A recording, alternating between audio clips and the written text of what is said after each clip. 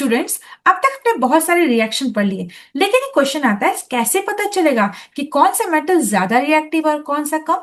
हर बार experiment थोड़ी ना करेंगे हम लोग। इसी प्रॉब्लम का सॉल्यूशन है रिएक्टिविटी सीरीज। ये मेटल की रैंकिंग लिस्ट है। जिस तरह एग्जाम में टॉपर से लेकर लास्ट रैंक तक लिस्ट बनती है, वैसे ही मेटल्स की भी रैंकिंग लिस्ट होती है। जो सबसे ऊपर है वो सबसे ज्यादा रिएक्टिव, जो सबसे नीचे है वो सबसे कम रिएक्टिव। अब देख लेते हैं रिएक्टिविटी सीरीज। देखिए स्क्रीन में देखिए, सब मिलकर एक बार पढ़ते हैं। Potassium, sodium, calcium, magnesium, aluminium, zinc, iron, lead, hydrogen, copper, mercury, silver और गोल्ड। देखिए, अब इसको रटना नहीं है, स्टोरी बना लो। केदारनाथ का माली आलू जरा फीके पकाता है। Potassium, sodium, calcium, magnesium, aluminium, zinc, iron, lead, hydrogen और उसके बाद छाप, मतलब copper, H G, AG, AU, PT. बस सीरीज लाइफ टाइम याद हो जाएगी। अब हाइड्रोजन का क्या रोल है यहाँ पर? अब सबसे इंपॉर्टेंट पॉइंट, हाइड्रोजन खुद मेटल नहीं है, फिर बीच में क्यों रखा है? हाइड्रोजन सिर्फ एक रेफरेंस एलिमेंट है। ये बताता है कौन एसिड से हाइड्रोजन को बाहर निकाल सकता है और कौन नहीं। रूल क्या है देखिए, देख लेते हैं।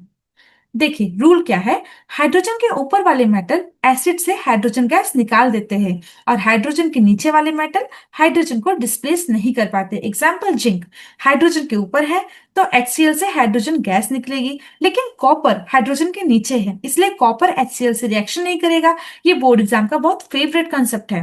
अब बात करते हैं हाई, मीडियम और लो रिएक्टिविटी की। स्लाइड में 3 ग्रुप दिखाए गए हैं। High reactive metal potassium, sodium, calcium, ये बहुत डेंजरस होते हैं, पानी से भी ब्लास्ट जैसा रिएक्शन कर देते हैं। अब बात करते हैं मीडियम रिएक्टिव मेटल, जैसे magnesium, aluminium, zinc, iron, lead, ये मॉडरेट रिएक्शन करते हैं। और अब आते हैं लो रिएक्टिव मेटल, जैसे कॉपर, मर्क्यूरी, सिल्वर और गोल्ड, ये बहुत कम रिएक्टिव होते हैं। इसी वजह से गोल्ड और सिल्वर ज्वेलरी बनाने में यूज होते हैं। ये जल्दी रिएक्ट नहीं करते। देखिए सोचो, रिएक्टिविटी सीरीज एक रेस है, जैसे potassium first position, sodium second position और कैल्शियम थर्ड पोजीशन, और गोल्ड लास्ट बेंच पर आराम से बैठा हुआ है, उसको किसी से कोई मतलब ही नहीं है। चलिए क्विक रिवीजन कर लेते हैं। रिएक्टिविटी सीरीज मेटल की रैंकिंग है। टॉप में मोस्ट रिएक्टिव मेटल, बॉटम में लीस्ट रिएक्टिव मेटल। हाइड्रोजन एक रेफरेंस एलिमेंट है। हाइड्रोजन के ऊपर वाले मेटल्स एसिड से हाइड्रोजन गैस निकालते हैं और हाइड्रोजन के नीचे वाले मेटल हाइड्रोजन को डिस्प्लेस नहीं करते। एनसीईआरटी कुछ इंपॉर्टेंट पॉइंट्स डिस्कस कर लेते हैं।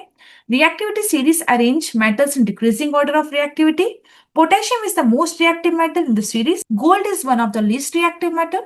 Hydrogen is used as a reference element. Metals above hydrogen displaces hydrogen from dilute acid. Metals below hydrogen cannot displace hydrogen from dilute acid. Reactivity series help predict displacement reaction. अब board में किस पे question पूछ जाते हैं, देखिए board में जैसे what is reactivity series, arrange the following metal in decreasing order of reactivity. Example कुछ भी दे सकते हैं, Zn, Fe, Cu, An. Why is hydrogen placed in the reactivity series? Which metal can displace hydrogen from dilute acid? Why does copper not react with dilute hydrochloric acid? Which is the most reactive metal in the reactivity series? Which is the least reactive metal? What is the importance of reactivity series? Name two highly reactive metal. Name two least reactive metal. Predict whether zinc can displace copper from copper sulfate solution. तो इस type के question board exam में पूछे जाते हैं, तो ready कर लीजिएगा।